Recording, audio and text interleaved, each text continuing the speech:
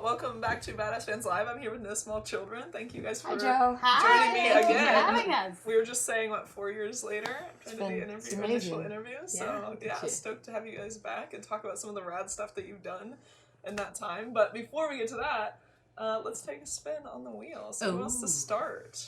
I'll start. I'm right here. Yeah, you can spin it if you want. Sure. It's right here. And just tell me when to stop. Oh. I'm nervous. One song you wish you'd written. Ooh. For some reason, Old Man by Neil Young is in my mind right now over and over again. Nice. That's such a beautiful song. Yeah. Yeah. That's a solid choice. Yeah. Sweet. All right. Yeah. Oh, and now we have nice. Someone can love you the whole day through. I'm just letting it go. In your head now. Thanks for the earworm. All right, Lisa, you ready? All right, I'm up. Let's do it. Oh, sorry. Am I supposed to do it? Wait, we can do that. Favorite record and why? Oh boy, No pressure. that's a Yeah, that's a tough toughie. one. I have a lot of favorite records. I would say Meet the Beatles at the beginning, and then Things Fall Apart, and then Houses of the Holy, and then the Shins. I love the Shins these days. And She said one, Lisa. I know I can't. That's an impossible question. It is really Yeah, quite impossible to give just But those one. were very influential. Nice. Yeah. Okay, you ready? I gotta. Oh, you're gonna get up and spin? Yeah, don't do deny it. me. Come no, on. I'm not Don't gonna just- deny don't trip, you. Joan. Get up, do it. Stop. Hidden talents. Ew. None of them are hidden. You know them all. She's a My hidden talent. Jeez. We can tell you what they are. Oh. Oh, yeah, that's a good. I love to sew. Nice. That's truth. That's the truth. I'm way more domestic than I care to admit in public. Yeah, I do it. I've been known to sew some things for the band here and there. One time I made us all matching leg warmers. She showed these wow. ones. Yeah, I sewed But these then ones. the tailor said, Yeah, I did a crappy job. So. I was a little embarrassed to show the tailor. So, but yeah, I do love to sew. And Nicola was going to She has a sewing machine in a box with all the stuff in it. all for my Wow. compartments with all my tools. Yes, Nice. it's legit. It's very That's badass, right? Nicola, you were going to... badass band, badass. Oh, well, whenever we're on the road and we channel surf, Yeah. Joni knows the lyrics to every song. Oh, yeah. Wow. Every genre. It's crazy. It's really true. Yeah. Just, It's except songs for... that we never heard before. Like, No. we'll be on some random station and Joni would just start singing the words to, like, I I don't know how she knew. Oh, It's amazing. crazy. It's only our songs that I forget the lyrics to. Yeah, That's a really cool hidden talent to have. actually. I don't know. I just... She's full of surprises. Oh, not many. That's about it. That's She can all. fix your TV, too. No. Oh, wow. Yeah, she can. No, nowadays, no. When we're kids, maybe. Nice. Let's get into some general band questions. So for people who never, who haven't heard of you or haven't read my previous interview with you guys, how did you guys all meet and start playing together? Take it away, Nicola. Okay. Well, we teach together. Lisa and I started at the same school 15 years ago. And about 4 years ago, we were covering recess duty on a Friday. And we're like, you know what? We should just go into the studio and play some music. And we knew what we were going to be called and what we were going to wear before we even got into the studio. And a few months later, we convinced Joni to move from the East Coast out to LA and join us. And learn bass. Yeah, and learn bass. Yeah. I had to learn. Lisa's like, she said, well, I want you to come join the band. I was like, well, what do you want me to play? She said, well, you should play the bass. I'm like, I don't know how to play the bass. She said, oh, you can figure it out. I play, other instruments. So. Yeah. But turns out it's actually really difficult Yeah. to play the bass. Who Yeah. knew? Yeah. So we were actually friends for a long time and Yeah. supported each other's music, and it was just great. The moment we started playing together, we just didn't stop. So now, summer vacations we go on tour, winter vacations we go on tour, spring break we go on tour. That's awesome. Yeah. I think we had our band name before we actually made up Yeah. our first song. Yeah, It's Yeah. like in our outfits. Yeah. I mean, the band name obviously makes total sense, Yeah. being as your teachers, Yeah. with Yes. small children. How does the other staff members? I mean, I'm sure everyone knows now that you guys are in a band. How is everyone? Is everyone super supportive of you guys? And Yeah, everyone's like crazy supportive of us. That's yeah, awesome. it's great. I mean, walk on campus and everyone, they follow us on Facebook and it's just great. And a lot of times they come out to shows yeah, if it's on a weekday. Yeah, our students' parents come to shows, Yeah. and That's our principal comes to shows. Yeah. really? Yeah. That's awesome. Our students Yeah. keep asking to come to shows. Yeah, Yeah. no. They're like, oh no. Yeah. Have you heard the name? And you guys, over the last like couple years, because I've been following you for a while, and you've had some really awesome stuff. The Ghostbusters. How did that come about? The whole Ghostbusters reboot. Well, we dressed up as Ghostbusters one year for Halloween, the year before last, I guess it was. Mm-hmm. And we decided to learn the cover, Yeah. and people went crazy over it. We said, let's record it. Turns out it sounded really good. Yeah. And without any intention of being in the movie, we said, what the heck? What can go wrong? We submitted it. Yeah. Really didn't hear anything for 6 months. And then 1 week into post-production, we get a call saying, we love the song. We've already finished the movie, but we are going to find a place for this song. And they did. And next thing you know, we're at the premiere in our red dresses. Nice. Yeah. And we're on the red carpet. Pin-up girl dresses. Yeah, pin-up girl, thank you. And it was like being shot out of a cannon. It was really incredible. So much fun. rad. I think it's one of the benefits for living in, just outside of Hollywood, in LA is that, you bump elbows with so many people. Like you go to a coffee shop and somebody's working on something. So it's just, there's way more dots that could possibly connect. Yeah. And we don't hold back. We just We're just like, here's that. come see our band, come see our band, come see our band. And I also You have to. And I have to say that Paul Feig, the director of the movie, and Erica Weiss, who was the music director, were totally championed us from the beginning. Yeah. I mean, we were just blown away that the outpouring of support and pushing to make it happen. Yeah. That's so rad. Because the record exec, the movie execs, once it they thought it was done, it was locked, you know, and then the director said nope, not locked, and everyone was a little bit resistant to it until Paul wants it. That's all right. Yeah. That's awesome. Yeah. And so tell us, you were telling me off camera, obviously, the story about the dresses, which is pretty cool. So I think other people will be interested to hear. Well, we always wear matching dresses, but these particular ones, we were on tour back east this past summer, and we passed through DC. We played this fun club. And then a few months later, we get a call from the organizer of the Unity Ball, which was a big celebration after the Women's March in DC. And they said, look, after the march, we're going to throw a huge party for everyone. And the theme is bringing people together in unity and positivity, and let's keep going together. And we said, that sounds great. And they said, we saw you this summer. We'd love to fly you out. We'd love you to be representing at the Unity Ball. That's So awesome. we did. We went. We took part in the march. It was awesome. And but before we were there, we were feeling, this is going to be one special night. And we brought some dresses that were all right. But we flew We have a in. closet full. Yeah. But we never miss an opportunity to go shopping. No, we had an extra day. What we had done was we taught all day Thursday. We caught a red Wednesday. We caught a red eye Wednesday night. We showed up, went Thursday morning in DC, went straight to a TV station, did all the promo for the ball, and thought, now what? Let's go shopping. Nice. So we had to find dresses that were big enough for the event. Yeah. It was fun. That's That's what these are. And I think we picked these out in record time. Yeah, because they were about to close. 10 Yeah. minutes. Yeah. Oh, wow. 10 minutes. Yeah. And a little groggy.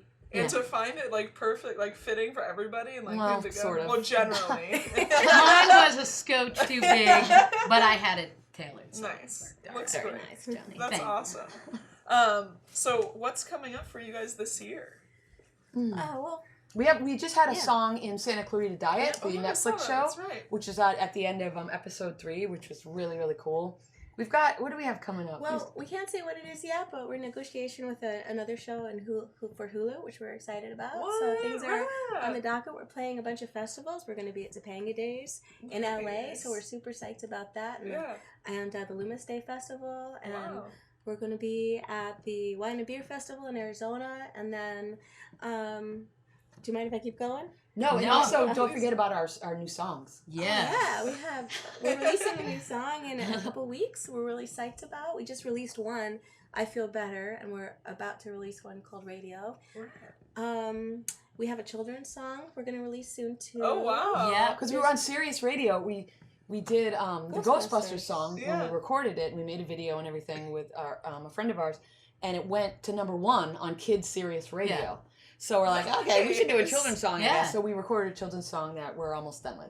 That's So we'll see what happens. cool. Here's something crazy. When we were in Indiana on tour this summer, a professor from Butler University came, and she introduced herself, and she said that she's been playing our music to her students who are aspiring teachers for years and teaching about us because she teaches her students how important it is to have passion for what you do in school and out of school. Yeah. And so she's arranged for us to teach a 2-day workshop. Doing a conference in our dresses. In our guitars. And also about our prospective teaching subjects. And also, then we're going to put on a show and do a mini tour. So that's going to be in September. Damn, that's so awesome. And we'll be on tour in the summer, too. Yeah. We pretty much do that every year. We'll start on the East Coast and go kind of Midwest and loop around and come back. The upper northeast area is a great, because it's like the cities are relatively, they're only a few hours away as opposed to being in the middle. Yeah. Some teachers take a vacation. We go on we go on tour, but that is a vacation for us. Right for Ronnie, we're going to be right for Ronnie. supporting, shout out. Stand up and shout. For cancer. It's Ronnie James Dio benefit. Yeah. Wow. Benefit cancer research, too. And Alaska. Alaska. So another conference, another benefit thing. We were asked to come and help with fundraisers for the schools there, so they're going to fly us out, and we're going to play a series of 3 shows supported by the Foundation of the Arts in Alaska. That's going to bring us out. And then we'll donate all the concerts, of course, because it's a great experience being in Alaska. Totally. And all the money goes to the schools. Which, of course, is an obvious passion for us. The intended date right now is the beginning of August, but we're just working that out right now. Wow. So there's a few things. It's like, hope that doesn't sound like we're like, We're just trying That's awesome. We're just trying to keep all the balls in the air. And our jobs. Yes. Oh yeah. Oh my God. Balancing that, it must be like, I mean, it's it's lucky that you're teaching because you have like the time off at Christmas or you have the time off in summer. But what about in between? Well, like we like, to us, it's kind of all the same thing. Yeah. You know what I mean? It's all creative and. We go to work and we talk about the band. We go to band practice. We talk about school and we talk to the kids and they love what we're doing and they really it's us being creative, and so when we ask them to be creative, it's like there's a certain amount of legitimacy, Totally. And when we ask them to take risks, we can say, man, do I ever know what that feels like? Yeah. Nicole always talks about that. We're asking them to do something, and it helps when we're doing it ourselves. Totally. And how to break down where things get hard. Yeah. Right, and find the difficult spots and don't be afraid to work on what's difficult. We talk about that in our musicianship, how we practice what doesn't feel good. Yeah. To the point of it feeling good again. And teaching's like it's creative. Yeah. Being a teacher's super creative, so it's like the same amount of creative energy goes into that. So it's just like, it's not different, really. It doesn't feel different except for the drinking and the swearing. The drinking and swearing's different. And the outfits. Yeah. We do not wear this in the classroom. But, a lot of times when people are musicians and they have other careers, it's very easy to put it in the context of, our day job. Yeah. And I'm doing this until this other thing takes off. And it's really not the case with us at all. These are parallel careers. We are passionate about teaching. Yeah. We are passionate about being musicians. So luckily we don't have this, the most intense parts of our teaching don't all hit at the same time. Yeah. So, like, for example, this happens to be my intense time, and they pick up the slack for me. Yeah. And then vice versa. Nice. And just because there's a standard of our professional teaching lives that we will never let fall. Yeah. So we help each other out with that. I love it. Yeah. That's so awesome. And we drink a lot of coffee. I can imagine. Yeah. Looking for a Starbucks sponsorship. Only a couple more questions for you. So, being a band in LA, what are the pros and cons? That's a great question. I think that LA, I think people think of LA's music scene as like sunset, and this whole pay to play, the whiskey a go-go kind of thing. And what we found is that there's a whole nother scene here that we feel so connected to, in the people in it, like you, for example, where there's all these shows that are going on underground that are so awesome, and that's what we think of when we think about LA. Yeah. So I feel like I don't know, the pros are the scene, and all the people here and all the amazing things going on, and then of course all the people you rub elbows with, and the difficulty. I don't know. I feel like when you go somewhere else and you say you're from LA, then That's that's, a good you one, know, then yeah. people say, oh, you know, I don't know what that means, but that's what they say. Yeah. Can I add to that? So when we first started, on our first 3 months that we played 55 shows in 3 months. Because LA is so dense that we could just drive out to different areas and meet more people, and we weren't burning out each area. And from our very earliest days when we did that, we developed a base of fans who are now friends, who we love seeing at our shows, and they have supported us from the beginning. Yeah. But LA people come out and hear live music. That's true. And that on weekdays. And it's amazing. Yeah. Add one little thing to that. Yeah. Like, you know, when I was considering moving to Los Angeles, you know, my husband, I remember him saying, you know, people always talk about being in the right place at the right time. Yeah. It turns out being in the right place as much of the time as possible is very helpful. You know? That's so true. so in order to, a lot of times just being there affords you more opportunities, and that has definitely been the case here. And the other thing is the world we all live in now, geography is less of an issue. You know, that the world is much more connected, especially in entertainment, than it really ever was before. And we have people that we've connected with, musicians all over the country. Yeah. And so we could, like Nicholas, we can go almost anywhere and connect with other people who we completely love. Yeah. That's awesome. All right, last question. Where can people find you on the interwebs? Easy peasy. NoSmallChildren.com. Nice. Yeah, it has everything, all our stuff, All the ads. all the connections, Sweet. Awesome. all the dovetails, All about anything. all the olive branches. That's it. We're done.